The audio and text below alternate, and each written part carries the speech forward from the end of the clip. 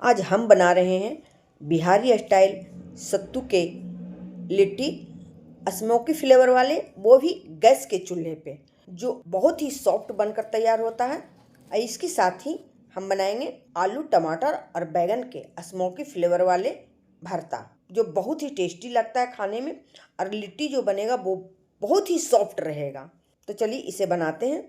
तो सबसे पहले इसे बनाने के लिए हम टमाटर की चटनी बनाएंगे। टमाटर को इस तरह जाली जो रहता है उस तरह जाली में आप लो टू मीडियम फ्लेम में ही रोस्ट कर लीजिए। तो फ्लेम को मीडियम रखिएगा और पलटते पलटते हुए इसे हमें कुक करना है।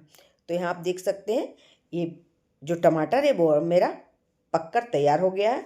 अब इसे निकाल लेंगे। और अभी हम बैगन है तो बैगन को भी इसी तरह करके हम रोस्ट करेंगे, मतलब पका लेंगे। तो फ्लेम को आप लो टू मीडियम रखिए और मीडियम फ्लेम में ही बैगन को पकाना है। तो इसके पहले आप एक बार चेक कर लीजिए, बैगन को काट कर देख लीजिए ये पूरा फ्रेश है कि नहीं। और ऊपर से कुछ बूंद सरसों का तेल लगा दीजिए, जिससे कि ये छिलका बहुत अच्छे से निकल जाएगा। तो यहाँ बैगन भी पककर तैयार हो गया है। अब इसे साइड में रखते हैं और अब बना रहे हैं हम सत्तू का स्टफिंग लिट्टी में भरने के लिए। तो यहाँ हम मतलब 4 बड़ा चम्मच सत्तू लिए हैं। चने का सत्तू है ये। तो चने का सत्तू घर में किस तरह शुद्ध बनाया जाता है उसका रेसिपी भी मेरे चैनल में है, आप एक बार उसे जाकर चेक कर लीजिए। तो इस तरह आप बनाइएगा चने का सत्तू, तब प्योर शुद्ध बनकर तैयार होगा। ये मेरे घर का सत्तू ही है। तो अब सत्तू में डाल रहे हैं 1 छोटा चम्मच मंगरेला और 1 छोटा चम्मच अजवाइन, साथ में 4 से 5 हरी मिर्च को चिली कटर कर दिए हैं। तो आप तीता अपने हिसाब से कम या ज़्यादा कर सकते हैं, वो डाल दीजिए। इसके साथ ही 4 लहसुन की कली है जिसे बारीक काट लिए हैं, उसे डाल रहे हैं। और इसके साथ ही मतलब 1 से 1.5 इंच अदरक का टुकड़ा है जिसे भी कद्दूकस करके डाले हैं हम। और यहाँ एक प्याज, बड़ा सा प्याज को बारीक काट लिए थे तो उसे डाल दिए हैं। और इसके साथ ही आधा छोटा चम्मच नमक डाल रहे हैं। तो नमक आप स्वाद अनुसार डालिए। अब यहाँ डाल रहे हैं हम 2 बड़ा चम्मच सरसों का तेल, कच्चा सरसों का तेल है। इससे ये जो स्टफिंग है उसका फ्लेवर बहुत ही अच्छा आता है। तो इसे स्किप नहीं कीजिए, इसे ज़रूर डालिए।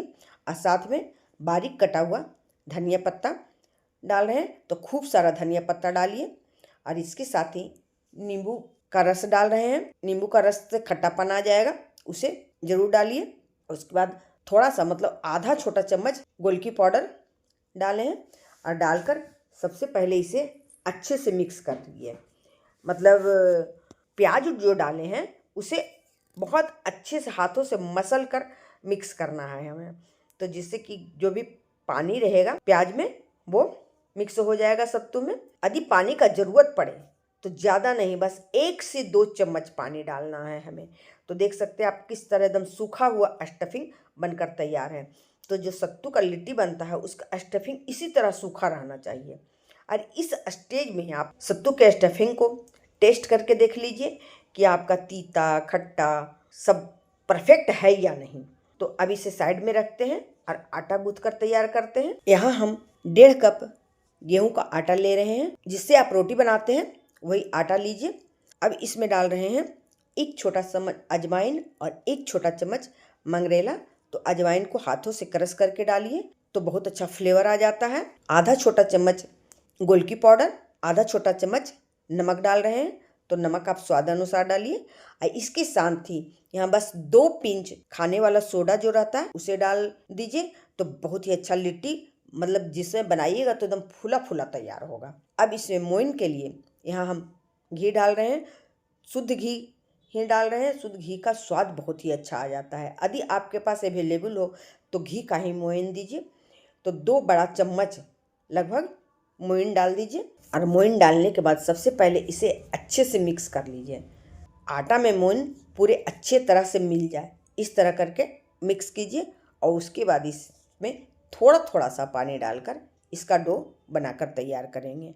तो हमें डो इसका गीला भी नहीं चाहिए और टाइट भी नहीं चाहिए, मतलब सेमी सॉफ्ट डो चाहिए।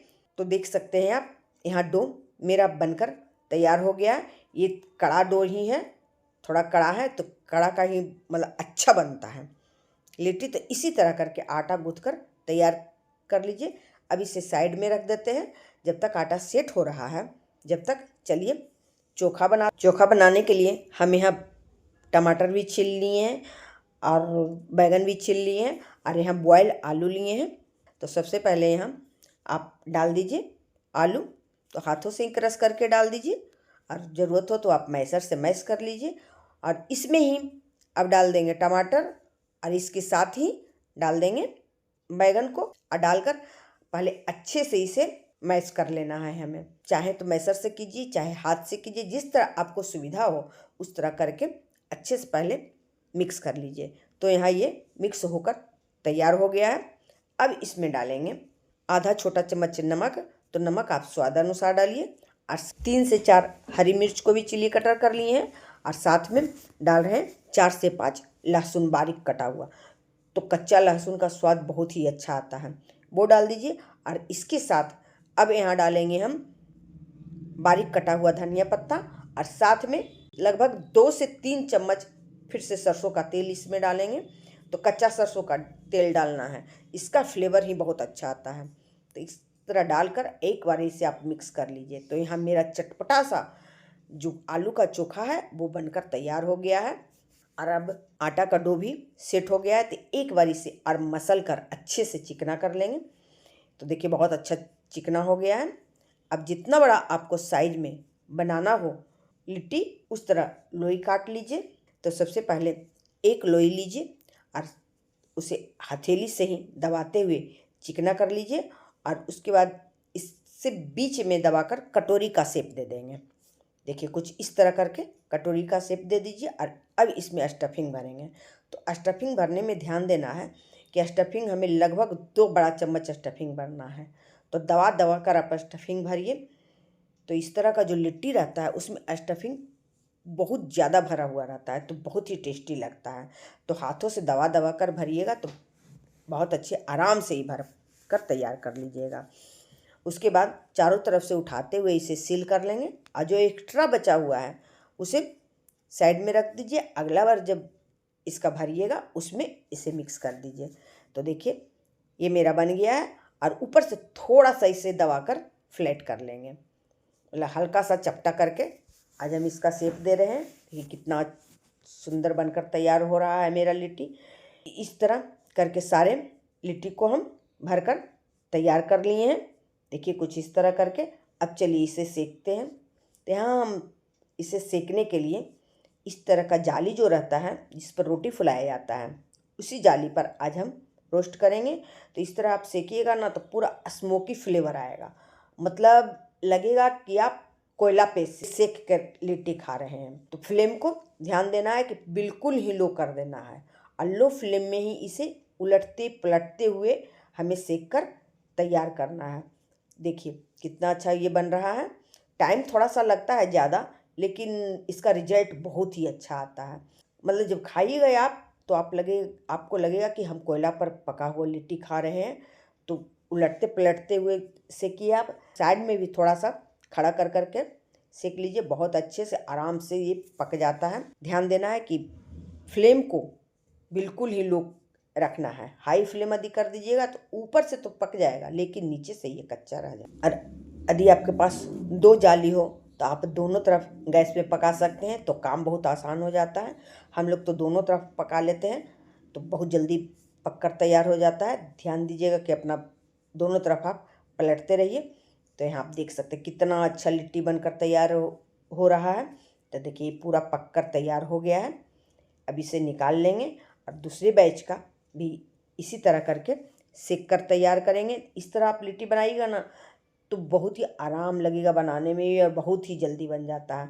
आप इसे चाहे तो नाश्ता में बना लीजिए या रात में बना लीजिए, कभी भी आप इसे बना सकते हैं। बिल्कुल परफेक्ट नाश्ता है क्योंकि तेल भी इसमें नहीं है। तो इस तरह का खाना तो अभी बहुत ट्रेंड में चल रहा है। तो यहाँ आप देख सकते हैं मेरा सारा लिट्टी बनकर तैयार हो गया है और देखने में कितना सुंदर लग रहा है। देख रहे हैं ना, मतलब देखकर कोई नहीं बोलेगा कि ये गैस में पका हुआ लिट्टी है।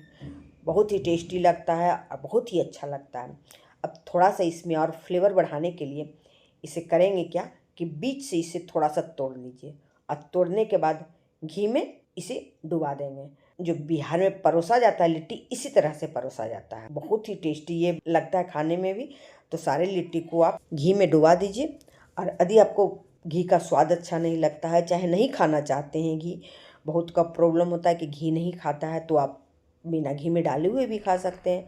और देखिए हम तोड़ कर दिखा रहे हैं, कितना ही अच्छा लग रहा है, पूरा अंदर तक पूरा कुक हो गया है ये। और यदि आपको मेरी वीडियो थोड़ा सा भी अच्छा लगा हो तो प्लीज़ मेरे चैनल को सब्सक्राइब कीजिए, वीडियो को लाइक कीजिए, ज़्यादा से ज़्यादा शेयर कीजिए। फिर मिलते हैं अगले वीडियो में, तब तक के लिए थैंक यू फॉर वॉचिंग।